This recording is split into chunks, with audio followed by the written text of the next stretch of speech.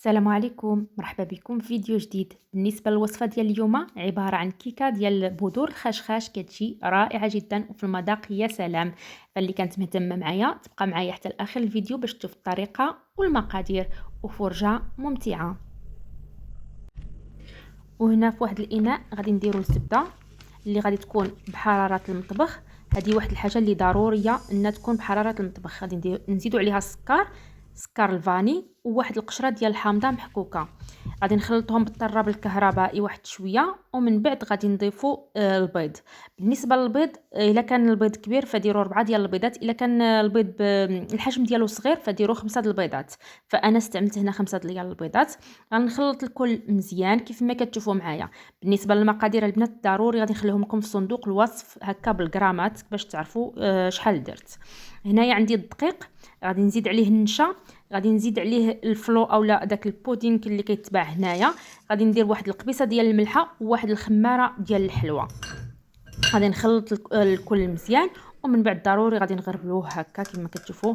ضروري الدقيق وهاد النواشف يدوزوا في واحد المصفات هكا باش نحصلوا على واحد النتيجه اللي تكون مرضيه. وغادي نبدا كنطرب الخلاط الكهربائي، وغادي نضيف 5 ديال المعالق كبار ديال الحليب. صافي كنخلط هكا حتى كنحصل على هذا القوام هذا. كيف ما كتشوفوا معايا الخليط كيكون شويه متماسك على ود الزبده اللي استعملنا. وكيف ما شفتيو حتى الحليب ما استعملتش شي كميه اللي كثيره، فقط 5 ديال المعالق كبار. يعني الكميه ديال السوائل كتكون قليله هنايا في هذه الكيكه هذه، فكتجي متماسكه. فهنايا غادي نشد واحد الكميه وغادي نديرها في الاول كيف ما غادي تشوفوا معايا، وغادي نخلي واحد شويه كيف غادي نستعملوا الخشخاش مازال ما كيما شفتيو معايا ما استعملتوش حتى لهاد المرحله هذه. مهم بقاو معايا باش تشوفوا جميع المراحل. وبالنسبه للخشخاش اللي استعملت فاستعملته انا جاهز هكا كيجي، يعني كتشريه جاهزه العجينه ديالو. المهم كتخلطيها مع هذاك الخليط. بطبيعه الحال دائما كنستعانوا بالخلاط الكهربائي، وبالخصوص فاش كتكون العجينه ديالنا هكا شويه شاده راسها، يعني اللي مستعملين فيه بالزبده. صافي هنا من بعد ما خلطت الخليط ديالي البنات غادي نجيبو غادي نديرو فوق الخليط الاول. وصافي غادي نستمر هكا حتى نكمل هذيك الكميه ديال اللي عندي، وغادي ندوزو ان شاء الله للمرحله التاليه. يعني ضروري غادي نقادو هكا باش يجي مندمج مع داك الخليط الابيض. فكيف ما كتشوفوا حاولت ما امكن انني نقادو.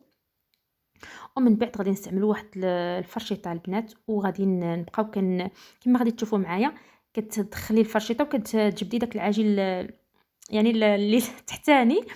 المهم ان شاء الله الطريقه تكون واضحه في الفيديو بلا ما نكثر عليكم قوه الهضره. صافي غادي نستمر هكا، ومن بعد ضروري غادي تقادوا سطح ديال الكيكه ديالكم. ومن بعد غادي ندخلوها للفران اللي غادي تكون على 150 درجه لمده انا الصراحه خليتها مده 60 دقيقه، يعني ساعه ديال المكانه. وانتم شوفوا على حسب كل واحد والفران ديالو. انا المهم كما قلت لكم خليتها ساعه المكانه، ومن بعد كتخرج على هذا الشكل هذا كتجي رائعه. وشوفوا البنات معايا فاش غادي نقلبها في التبصيل، يعني تحفه فنيه مع داك هذا القالب هذا كيحمقني الصراحه. كيعجبوا فيه الكيكات واعرين بزاف. انا كانت مازال سخونه. فكيف ما كتشوفوا معايا كتكون على هذا الشكل هذا ولا اروع. كنتمنى انكم تجربوها.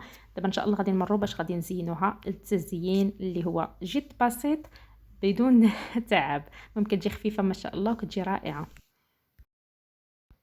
وبالنسبه للتزيين كيف ما قلت لكم هو تزيين بسيط جدا. فما عليكم غير تشدوا سكر كلاصي ديروه في واحد المصفات وتدردروا هكا على الكيكه ديالكم، ولا تحاولوا ما امكن انكم ترشوا عليها داك السكر كلاصي. وكتكون الكيكه ديالكم تزينات بواحد الطريقه يعني رائعه جدا. وبالخصوص الا استعملتيو شي قالب ديال الحلوى اللي يكون هكا كيعطيها واحد المنظر زوين، وما كتحتاجوش بزاف د الحوايج هكا باش تجيكم الكيكه واعره. كما شفتيو معايا كتجي خطيره جدا. بطبيعه الحال غادي نقسم معكم باش تشوفوها هكا من الداخل كيفاش كتجي. كتجي رائعه جدا. فإلا عجبكم الفيديو ما تخليوش عندكم بارطاجيوه مع الاهل والاصدقاء هكا باش تعم الفائده. وما تنساوش اللايك البنات، ديروا اللايك راكم ما غادي تخسروا عليه والو. ديروا اللايك عافاكم هكا باش الفيديو يطلع شويه للناس وحدين اخرين. وطيبة. ما بقى لي نقول لكم غير بسلامة عليكم حتى الفيديو القادم إن شاء الله. مع السلامة.